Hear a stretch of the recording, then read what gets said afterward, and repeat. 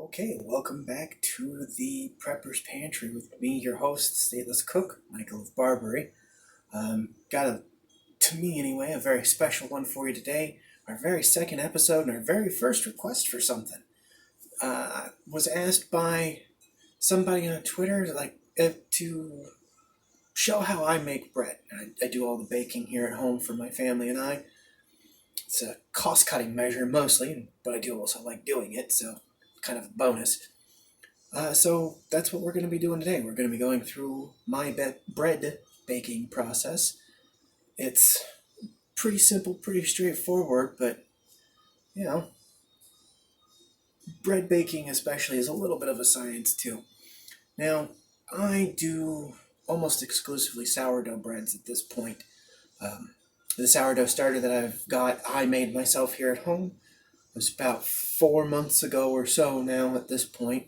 It's a very simple process, real quick rundown. Essentially all you do is you take flour, you add water to it, you let it sit very loosely covered, if really covered at all. I covered actually with cheesecloth for the first week or two of it, just to kind of keep things from falling into it. And you feed it by adding equal amounts of water and flour back to it regularly. And the natural airborne bacteria and wild yeasts that are present in flour naturally anyway slowly begin to propagate, slowly colonize, and then you use some of this material every time you bake bread, feed it periodically to make sure that the yeast don't starve, and just keep going. It adds a very different element to it than baking with commercially bought yeast, but the benefit to it, of course, being it tends to be a lot healthier. Whatever weird reason, it's something about the various byproducts of the naturally occurring yeasts and bacteria that are found in it. And then you literally don't need anything but flour, water, and a little bit of salt to do it. I use a little bit of butter in mine too. I find it makes it just a little bit more tender. I'll show you that here in a couple minutes as we go through our process. So, hope you enjoy. Let's get to bread baking, shall we? Okay, so I actually forgot one other thing before we get into the bread baking here. That is how I go about it a little bit, kind of in general. So, a very important thing I found to get the most consistent results when you're baking pretty much anything, be it sweets, pastries, breads, whatever. If at all possible, do things by weight, not by volume. So, as we go through this, you're going to see me using a scale to measure out everything instead of a measuring cup or spoons or anything like that. And key importance, because 1,000 grams of something, or 10 grams of something, or 100 grams of something, I also like to use the metric system, assuming, I don't care, because it seems to be a little bit more precise. But at any rate, that kind of weight of something is always going to be that kind of weight of something. Whereas you might level out a cup a little bit differently, you might have accidentally shaken things and it'll settle down. Temperatures might be a little hotter, temperatures might be a little colder, etc., etc. All that is going to mess around with your volume. It doesn't matter for weight. It's still going to weigh the same. The same amount of mass is still going to weigh the same thing on Earth as it does any other time, whether it's hot, cold, frozen, whatever. Okay? So, first thing, kitchen scale. If you're going to do any baking, get one. I like a digital one because it just is a little easier to read. The analog ones, you don't have to worry about things going weird on them 9 times out of 10. Like, you might have to maintain them periodically, replace springs or something like that. But generally speaking, they're going to be more durable. I like the digital ones because they're a little easier to read. Okay. The other thing, you'll notice as I go through this, I'm going to give you weights, but the other thing I'm going to do, especially in the written version of this recipe that'll be posted, link in the description and so forth on my website, statelesscook.com. Okay. Most everything is going to be written, and I'll say it as well, in percents. So what that means with baking is, I'm trying to think the best way to describe it. Okay, so we're baking bread today, right? We'll just use that as a nice simple example. So your flour is where you get 100% of whatever your weight is. This is going to sound really weird, but stick with me, okay? So let's say you're using 500 grams of flour, okay? So that's 100%. So then if you've got 60% of, say, water, which is actually the percentage we're going to be using for our bread here today, 60%, then you'd take 60% of that 500, and that's how much water you're going to use. So in that case, it'd be, 300 grams of water, right? Yeah, 300 grams of water, okay? And so that's how much water you would add. And you do the same thing with salt, with butter, with shortening, with whatever your other ingredients are. It's as a percent of your total flour weight, because some recipes you might be using more than one different type of flour, and so they'll be equal parts usually, 50-50 or 33% amongst three of them or whatever. The point of the matter being is your flour is going to add up to 100%, and then everything else is going to be a percent of your flour weight. Okay, and that's another reason why I will recommend always and forever when you bake by weight, because then it is infinitely scalable no matter what. If I give you a ratio of 60% water, 10% butter, 2% salt, I don't know, I'm just making stuff up right now, 30% shortening and 5% sugar, okay, and then tell you you're using 351 grams of flour, it's pretty easy to figure out how much of everything else you're going to need because you've got the percents. You just do a quick little calculation, bam, away you go, you mix everything up. Don't try that recipe that I just gave you, by the way. Or do. I mean, I don't know. I've literally just made things up. It might be great. It might not be. So if you do what I just spouted out a second ago and decide to try and bake it, that's on you if it's crap, okay? I'm literally just making shit up. Okay? So keep that in mind. But that's kind of the important thing to know when baking. Measure by weight. I'm going to be giving you a lot of percentage bullshit. That's what that means. So that way you can make as much or as little as you want. Okay? Now, on to baking. All right. So away we go. So let's move that a little. There we go. Let you see that a little bit better. All right. So what we're going to do, my bread recipe is very, very, very simple. It's 5 ingredients. Technically, it's only 4 because the sourdough starters, 2 of them that are already present. But anywho, so for the bread, the amount of bread that I want to make today, we're going to be using 1,000 grams of flour. Now, like I said in our little introduction there, this is going to be 100% of the weight that we are basing all the rest of our weights off of. I got to move that scale so I can see the readout a little bit better. All right, so just because of the size of my bowl,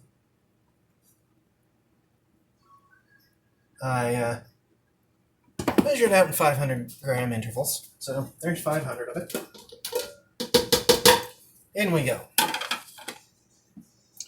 All right. I don't know what the heck I was grabbing that for. So now we need 500 more. So we're just gonna scoop it in. See, this is the other thing that's great about measuring by weight instead of volume. It doesn't matter how you scoop it in. When you're measuring by volume, you have to be careful so you're not tamping things down and all that crap. Accidentally compacting things, so then you're getting too much. You're not getting enough. Any of that horse shit. You don't have to worry about it if you're measuring by weight, because 500 grams is 500 grams. It's 500 grams. Okay? Oh, I should mention, I'm using all-purpose flour. Now, you can use bread flour. A lot of the recipes I see for bread, actually, whatever weird-ass reason, they tend to use a combination of bread flour and pastry flour. Okay, all the different flour types mean is how much protein is present to form gluten. Cake flour and pastry flours are processed in such a way that they have the least. So you're going to get much more delicate structures. You're not going to get these long, stringy strands of gluten forming. Bread flour has the most. All-purpose is somewhere in between. I don't remember if it's pastry or if it's cake, and then bread. So I just use all-purpose flour. It's easy to find. It's easy to get. It's inexpensive. Doesn't freaking matter. I've produced a lot of very good bread with just all-purpose flour. So that's what I say use. Play around with things, okay? Because I'll be honest, this bread recipe that we're going to be doing here today is something that I've been playing around with for months to get where we are. In fact, I'm going to be playing around with it a little bit still today because I haven't gotten it quite perfect, but real close. Okay. The proportions are all the same. It's the baking process that we're going to be playing with a little bit today. Okay, so now I got just kosher salt. Okay, we're going to do 20 grams of that. Okay, so in other words, that's what, 2%? 0.2%? Hold on, I got to actually do my math. So 10% of 1,000 would be, you'd knock off a 0, so 100. So 1% would be 10. So yeah, it's 2%. So 2%, what we're doing for salt. Okay? I've never actually worked out the percentages or written them down. This is just something that I've got in my head at this point. I know if I'm doing 1,000 grams of flour, I'm going to be doing 20 grams of salt. I'm going to be doing 50 grams of butter, which we'll get into that in a minute. Okay. Oops, spill a little salt. There we go. Just for fun. Okay. So, got that all mixed in. Not mixed in, but measured in. So, now we'll dump that in. Okay. Make sure our scale is zeroed out here. So, now we're going to get water and butter. All right, water, I usually use kind of warm tap water. All right, grabbing that out because I'm going to need that here in a second. Okay, not like hot, not hot. If it's steaming, it's too hot. All right, it should feel a little warm. And the main reason I like to use warm water for this is because sourdough, the yeast in it is typically considerably less active than a commercial yeast. So if you warm it up a little bit, it'll get a little bit more active. It'll rise a little bit quicker. I mean, if you don't care, or if wherever you're doing your baking at is very hot, you might want to use a little cooler water. Okay. Still don't want anything more than any colder really than like tepid. But you know, this is just a clean cup I'm using just to fill up with water. Okay, so then this guy we're looking at 60%. So we're looking at 600 grams of water.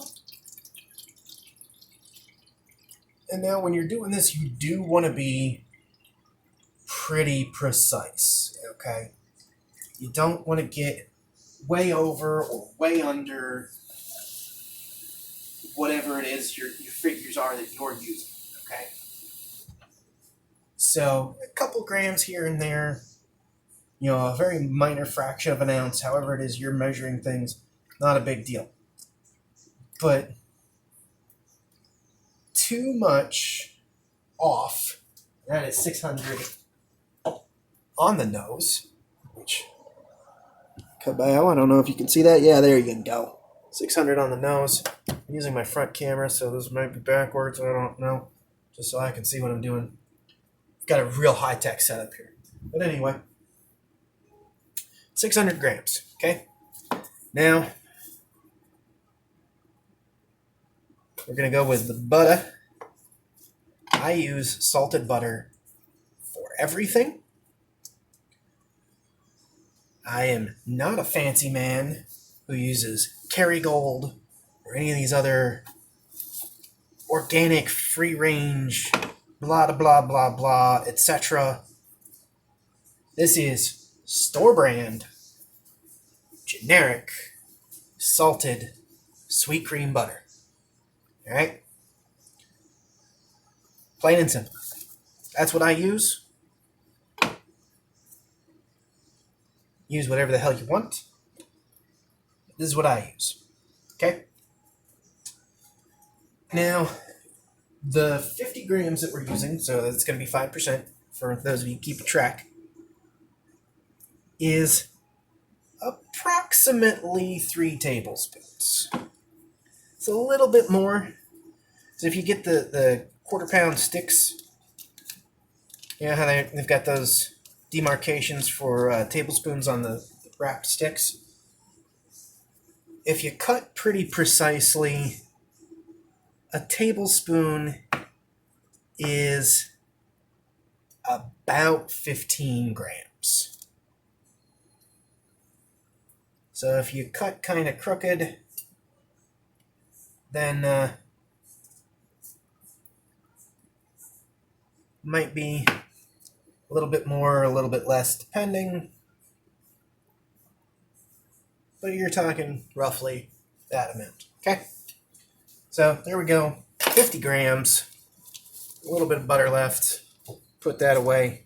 Use it for something else later. Another reason I like to use warm water too, aside from helping to kind of kickstart the sourdough, the yeast inside the sourdough, is it helps kind of soften up and melt up the butter a little bit. Because we store our extra butter in the fridge. You don't really need to, but we do. And I just kind of always have. So the stuff that I cook with, I usually use out of the refrigerator. Use the stuff that we leave sitting out on the counter for toast and so forth and so on. So that just kind of sits there. So we're going to let... So that's another reason for the warm water. Kind of helps melt it down a little bit, get it softened up. We're just going to pour that right on in there. So one thing you want to keep an eye on when you're working with a scale is making sure it stays zeroed. Now, on an analog scale, there's usually a little tension spring that you can kind of adjust back and forth to make sure your needle's on zero for whatever it is you've got on top of it. And an electronic, rather not electric, although it is also electric, will have a little button that you can press. It's called tare, and you just press that to zero it out to make sure you're getting accurate measurements. Okay, so now this is my sourdough starter. So obviously you can't smell it, but it smells vaguely like vinegar. Be a good way to describe raw sourdough starter, which would make sense because one of the byproducts of the yeast, just like any other yeast like you would use for brewing, for example, is alcohol. But it's also got, it promotes the growth of bacteria that produce lactic acid. I believe it's lactic acid. I could be wrong on that. And so that's where you get some of that sour smell and taste from. It's the exact same bacteria whose growth you promote in old-fashioned style pickling. It's old-style pickling, which there's going to be an episode that I'll also make sure to link below in this one about that, because I made some sauerkraut recently. So pickling didn't used to be done with vinegar. It was done almost exclusively with brine, which this bacteria can survive and thrive in fact, and the byproduct is this souring agent. Like I said, I believe it's lactic acid. So you've got that in there as well. So that's why it smells kind of like vinegar, because it's a little sour. It's also a little alcohol-y, because there's actually a little bit of, very minimal amount, but there's actually a little bit of alcohol in here. Okay, so now for this guy, measure some of this out, add that to our dough here, and get to town. Okay, so now we're using, this is where things are going to get a little less precise. My measurement is about 27.5%. So we're looking for about 270-ish grams of our starter.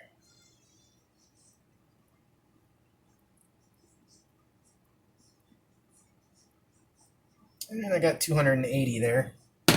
So that's a little bit much, but in this particular instance, being that amount over is actually not a huge deal. I have found that the starter, there's a little bit more wiggle room on to be off on. Okay? A little too little, and it's mostly just going to kind of extend your fermentation time, and mostly just your fermentation time. Your proofing time is going to be fine, because by the time you get there, everything's going to be pretty well established. So it'll either extend or reduce your fermentation time a little bit. Now, you don't want to go too crazy on going overboard, because while that will speed up your fermentation, it will also start screwing around with gluten formation and some other things like that. And also, too much and your dough is going to be really, really sticky and really hard to work with. You're just going to have to add extra flour anyway, and then things are all jacked up. Okay, so about 27.5%, 28%. All right. So now we're going to just add all that right in with it. Now you can do this all by hand. I would not particularly want to, because mixing all this by hand would be a pain in the ass. But you definitely can if you don't have an electric mixer. So we are going to rearrange slightly so you can see what I'm doing a little bit better. Put my scale away, I don't really need that anymore. All right. Now this is just kind of a cheap mixer, Sunbeam, as you can see. I mostly got it because it's bigger than my KitchenAid, and KitchenAids are expensive. But, KitchenAids are also great mixers, so they are worth the money. Okay, so we're going to turn this on kind of the upper end of low. So, in this case, it's going to be 3. And we're just going to start letting it combine.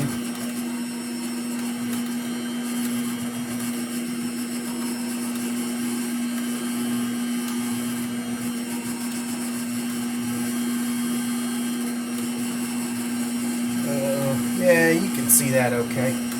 Not the greatest. One of these days I'll have a better camera setup for you guys, but I'm just going to have to deal with it for now. You can see it starting to kind of form together. I don't know how well you can see the bottom.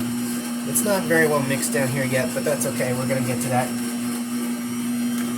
So that's what the spatula is for. So basically, I am actually kind of mixing this by hand with this particular mixer. It's sort of like an electric assist. I think it'd be a good way to describe what I've got going on here.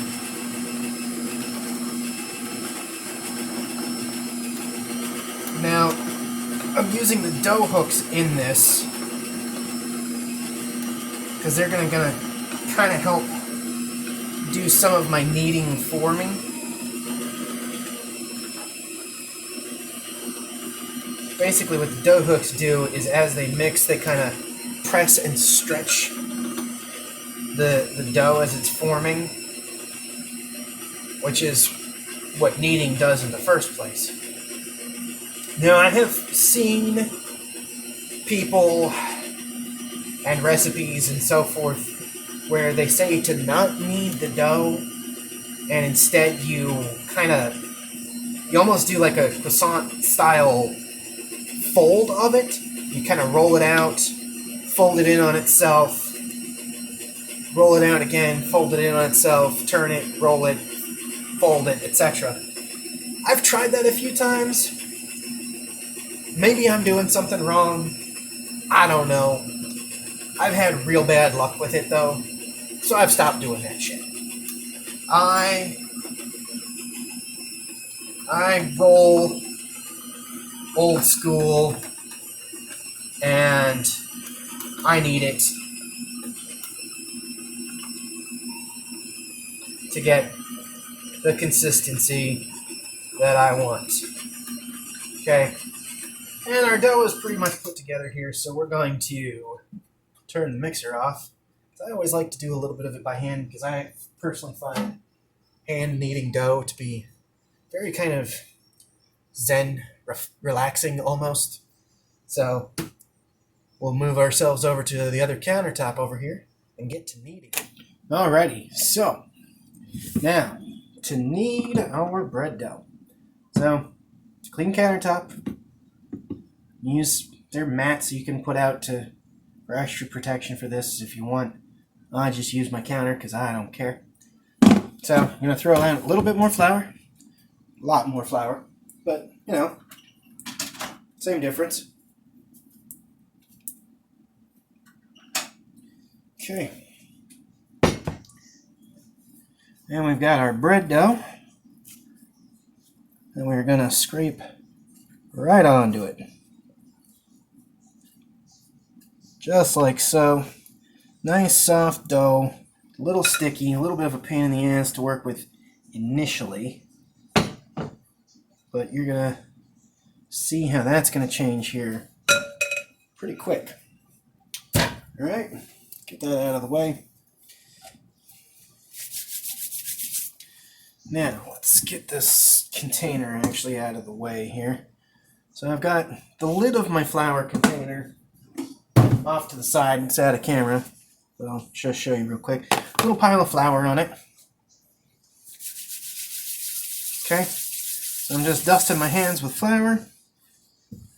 Now, you're not really so much going to be kneading these first couple passes, because what we're trying to do is get it to form a ball of dough that's not kind of falling apart, because if you noticed it was kind of lumpy a second ago, so it was going to kind of fall apart on us if we started kneading right away. So you just kind of press it all together like so, and we start getting our nice solid ball of dough.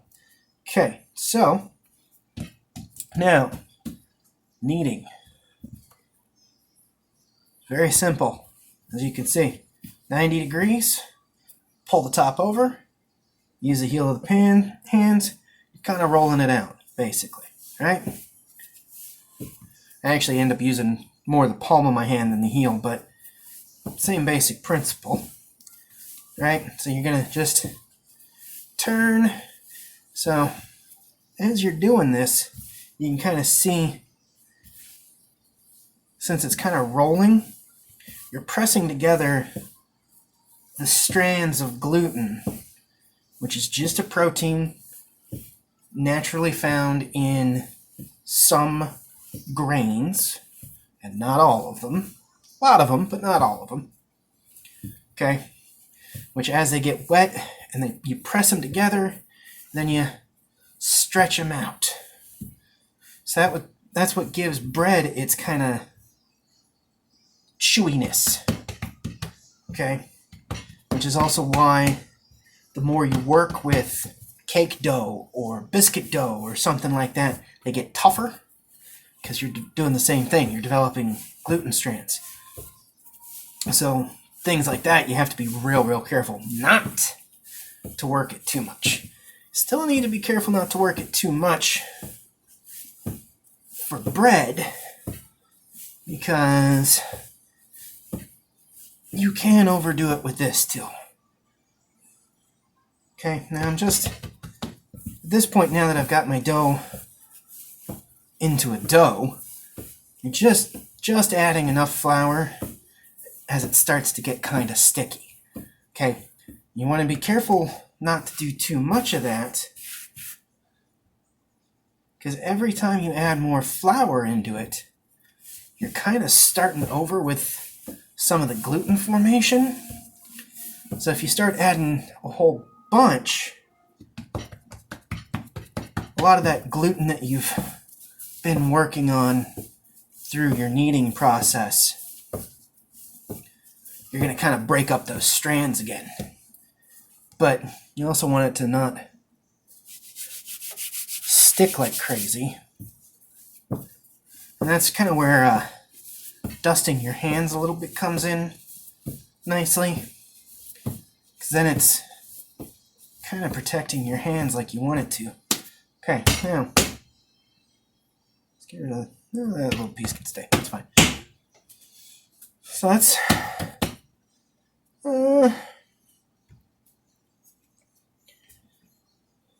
so it's very springy still, and that's sort of what I'm doing here to just kind of test. Now that can usually mean a couple of things. Could be that the bread is getting a little overworked. Could be that the gluten is a little too developed. Ooh. Sticky. Nope, gotta put a little bit more of this down. So that's another reason I want to be a little careful here. Don't want to let it sit too long either, because it will stick to your countertop. That's okay. Okay, so this is pretty much about where we want it to be, I think.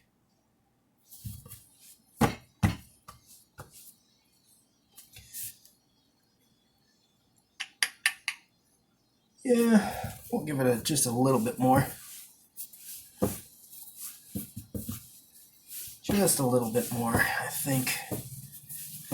So what you're looking for is a nice, smooth texture. Kind of like where we were.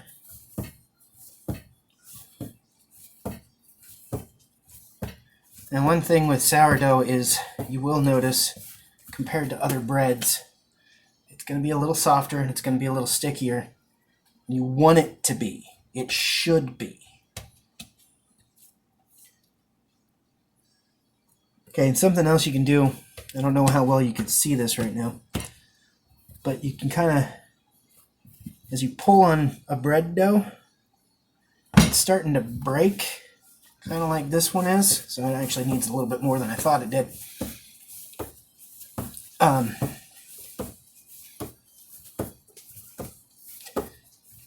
As you see it, the dough kind of tearing at itself. That's sometimes not sometimes. That is a sign that you don't have overly developed gluten strands.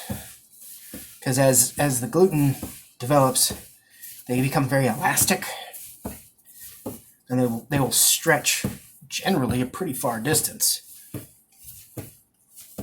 And sometimes that could just be that the dough needs to relax for a minute.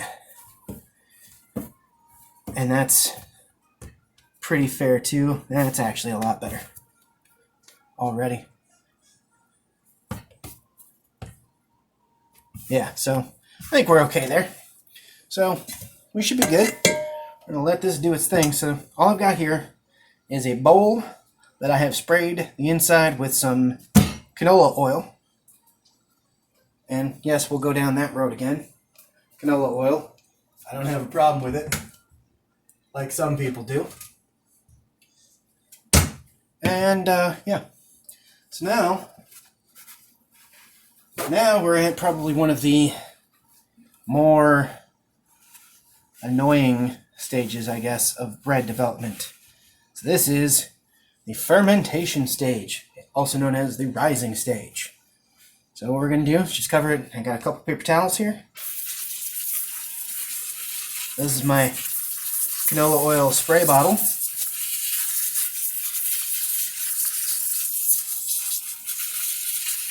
I am going to basically just soak this paper towel down real nicely with canola oil. You could use whatever the hell you want. You know, oil is pretty much oil in this case. You know, certain other things will affect the flavor, so you use olive oil, it'd probably change how it tastes a little bit. You use sesame oil, it definitely would. You know, things like that. I use canola because it's neutral in this case. So now we're going to let this just sit in a warm spot. We're going to put it over by the stove, in fact, because we're going to be doing some other things here for you pretty quick. And it's going to take a couple hours. We're going to let it rise, and we'll get back to that in a bit. See you then. Okay, so here we are again with our bread dough. You can see it's risen very nicely. You can see the holes as we poke at them not filling right back in right away, so it's about where we want it to be when it's done rising. Man, I tell you what. Okay, so now all we do is kind of gently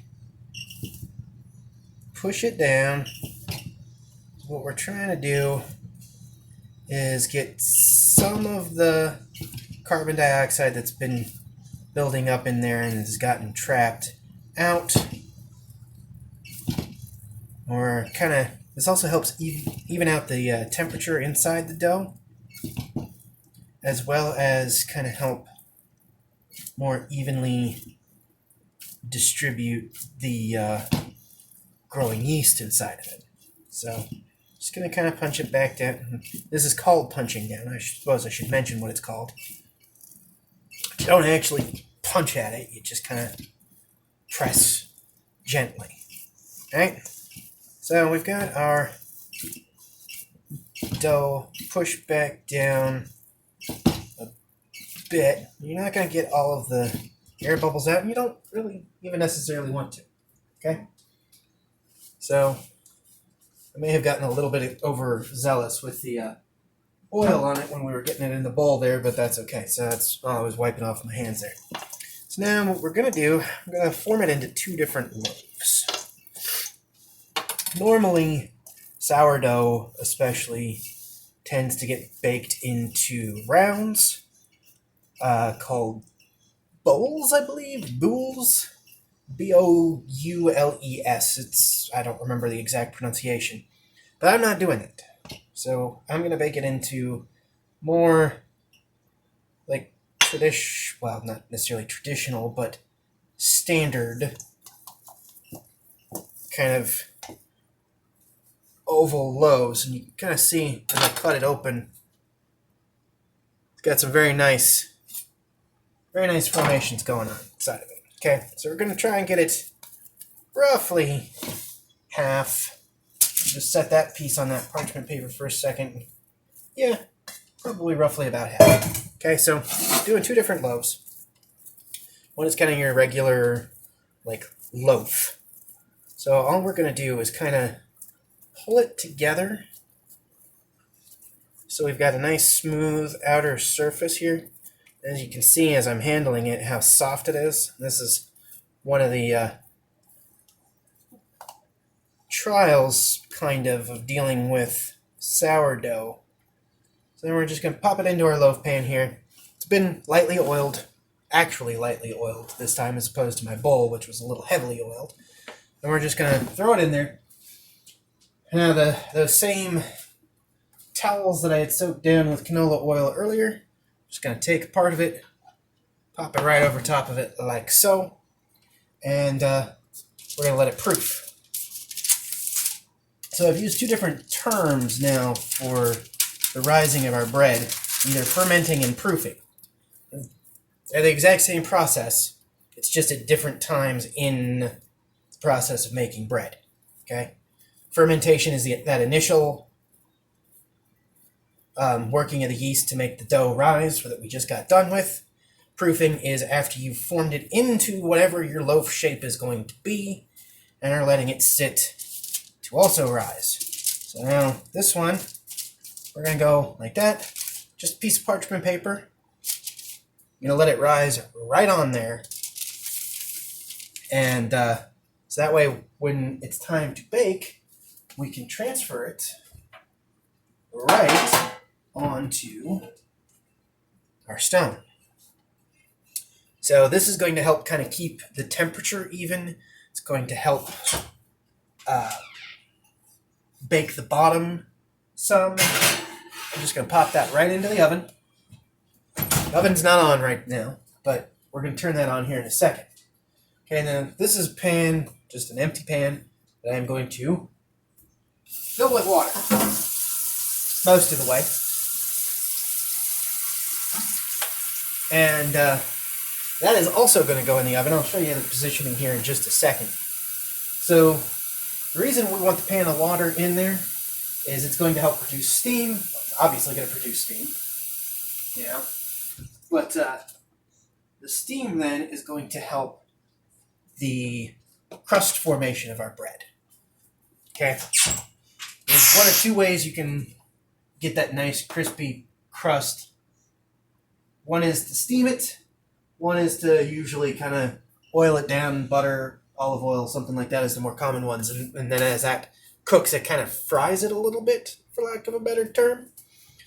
But that's not what we're doing. We're doing the good old steam setup. So this is how my oven looks. I don't know how well we can get in there so you can see all that. So the rack with the stone on it is about in the middle. The water might be a little difficult to see, is down at the bottom, and it'll just produce steam to help our crust formation. So while these are proofing, now this is going to take probably anywhere between 45 minutes to an hour, because we want them to roughly double in volume, okay, or however big you want them to be. I mean, really, we could bake them right now and they turn out just fine, but they'll be kind of dense. So we're going to let these proof for about 45 minutes to an hour, and then we're going to bake them at that point. I'm going to go ahead and turn on our oven. We're going to set this for 425 degrees. It's pretty hot, but works great for bread. And that'll also help kind of warm up the kitchen a little bit. Kind of speed the proofing process up a little bit so it doesn't take quite as long. And so that's where we're at for that. I'll see you guys in probably about 45 minutes. Okay, so here we are. It's been about 50 minutes. As you can see, our bread has risen considerably. Now this loaf didn't quite rise as much as I was hoping, so one of the things we're going to do here, you want to do something like this gently. You don't want to crush all of the air pockets that have been forming inside it. It's kind of dried out a little bit too, and that's okay. This is just spraying it with a little bit of water. That's all that spray bottle is. You just kind of gently push it back in some. So it's going to kind of narrow it back up a little. Kind of make it a little bit taller. And it's going to puff some too as it bakes, so, not a huge deal. So what we're going to do, blast of steam right in the face. We're going to throw that guy right in. Right like that. As you can see. And then we're going to hit it with some more water so it kind of steams up some. And let that bake. That's going to take 25 minutes. I don't have enough room, I think. No, I probably have got enough room. So, I've got enough room if I very carefully rearrange my stone. So it's a little bit more to the side, so I can actually get both of these in at once. So I'm not baking bread for the next hour. There we go. That should be okay. So what we're going to do, we're going to let that go for 25 minutes. And then that should have gotten everything firmed up pretty well. So then what we're going to do after that, I'm just going to not worry about showing you this part, but I'm just going to, after those break, what the heck's wrong with me? Anyway, but after those bake and brown up real nice, we're going to take the bread loaf that was in the pan. We're going to take that out of there. We're going to actually put it on the stove so that the part of the bread that's right next to the pan doesn't really brown up very well that way. So that way it can get a little bit more, let it go for about 5-10 more minutes type of thing, so it can brown up some, make sure everything is nice and done on the inside, and pull them out to cool. So I'm going to do all of that. I said I'm not going to worry too much about showing it to you. It's not a huge deal. I'm going to do all that. I'm going to let them cool for a while afterwards. And we'll be back for taste test. See you then. Okay, it's been 25 minutes.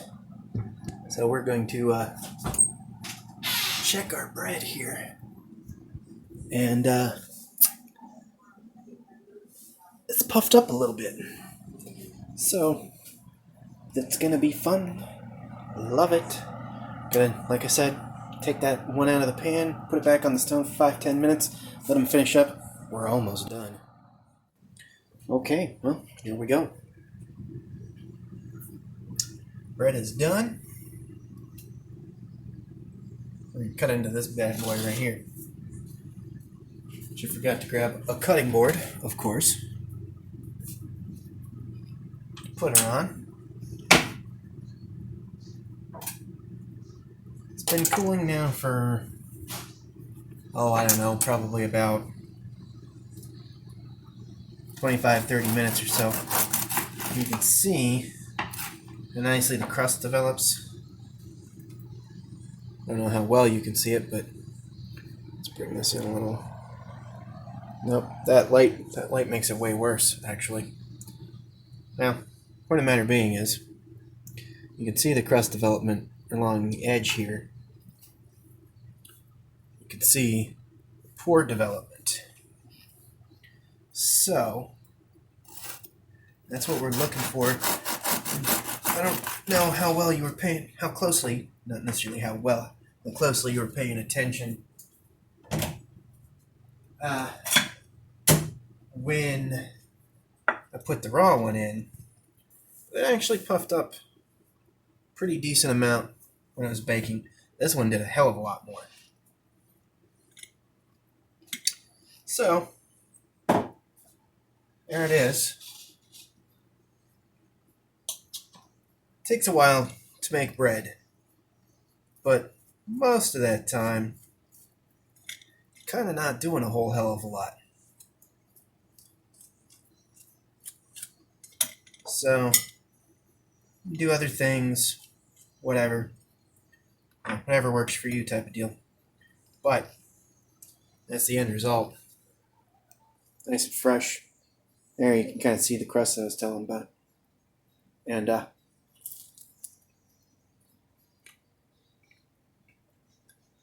nothing better. It's still warm. Just came out of the oven. Well, not just came out. You know what I mean. So there it is. Hope you enjoyed it. Yeah. Stay tuned for a couple of special videos, I guess you could call them, coming up here pretty quick. They're coming out probably over the next several days to a week or so. And then hope you enjoyed the recipe. Check out the merch shop over on my website. I don't have a lot of things yet, but I got a couple ideas that I'm cooking on. I think you guys might like them. If you see something, buy it. Share this with friends. Whatever you want to do, I'm here. See you next time. Enjoy your dinner.